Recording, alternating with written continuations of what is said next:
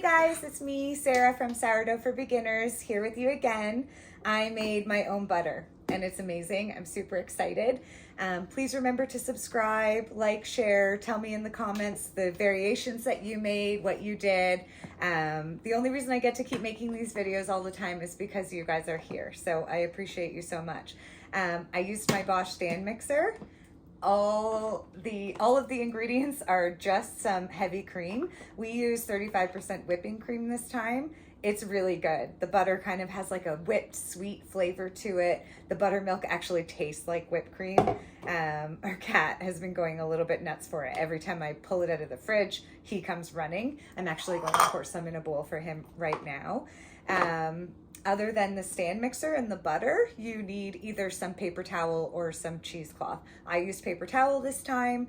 Next time I'm going to try it with cheesecloth to see if it's any better. But really, if you've got some heavy cream and a good stand mixer, you can make butter. My husband said it's his favorite. It's totally worth it. It tastes so good. It's really amazing. So I'll show it to you. It smells fresh. It smells like fresh cream. Took about 15 minutes altogether from the time I dumped this jug into the stand mixer until the time it was whipped, and then to rinse the butter and get it all set up and pushed into a container to firm up. It's extremely important. I can't stress it enough, very important with butter, to make sure that you rinse all of the buttermilk off of it. Rinse and rinse and rinse and squeeze until the buttermilk is gone completely. Otherwise your butter will go very sour, and you may need to make sure that you store this in the fridge. So let's get into it. I filmed the whole thing from above so that you can see every little step as we go, and I'll explain it. And I hope that you guys enjoy your butter. Make sure you tell me, did you use regular heavy cream? Did you use whipping cream? Did you have access to some kind of awesome farm cream? Let me know, and if you've got any questions, ask.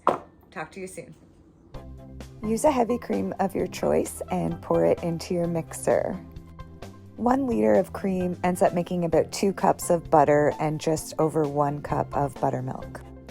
You need your lid on, put it on nice and tight, and then slowly bring the mixer all the way up to the highest setting.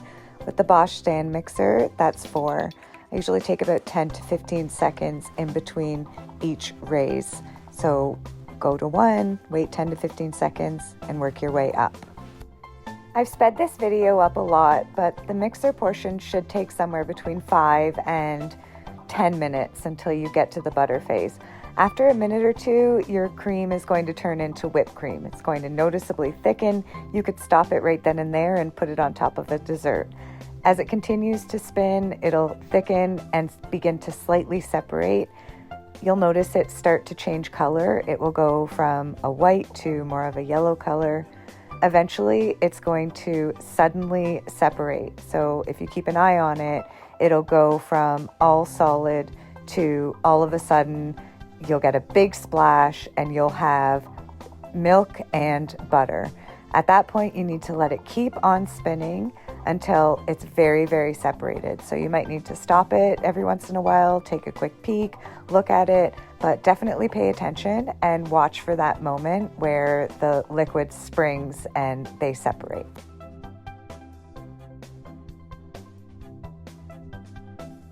Stop the mixer every minute or two to take a look. What you're looking for is for the butter to thicken up enough that it's sticking to the whips and staying in the middle of the whips, and then it's done. It should look like this. Now you need to get all of the buttermilk off of the butter.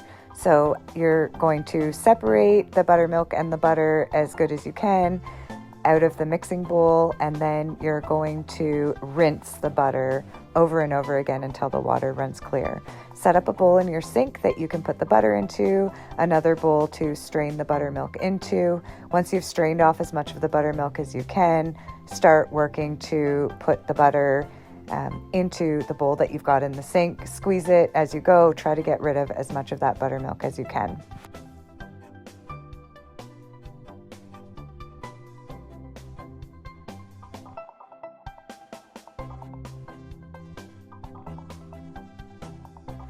Start the rinsing process. Gather your butter into a ball in your hand in the bowl that's inside the sink.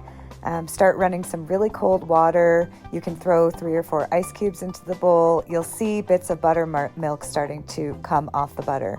The idea is to rinse and dump and repeat as many times as it takes until the water runs clear. So follow along, watch what we do here. I'll speed it up again.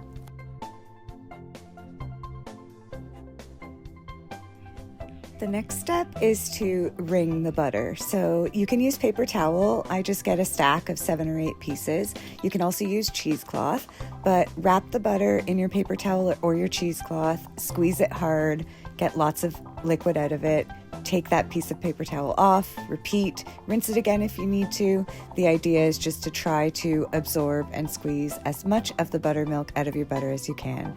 If you end up with buttermilk left on your butter, it will make it sour very quickly. So this is an extremely important step.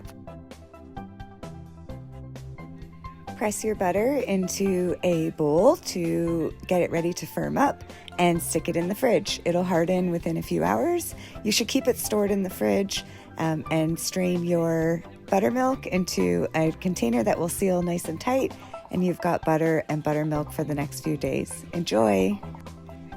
Thanks so much for watching, and please remember to subscribe, read the description, check out our links, and keep on coming back. We appreciate you so much. Bye for now.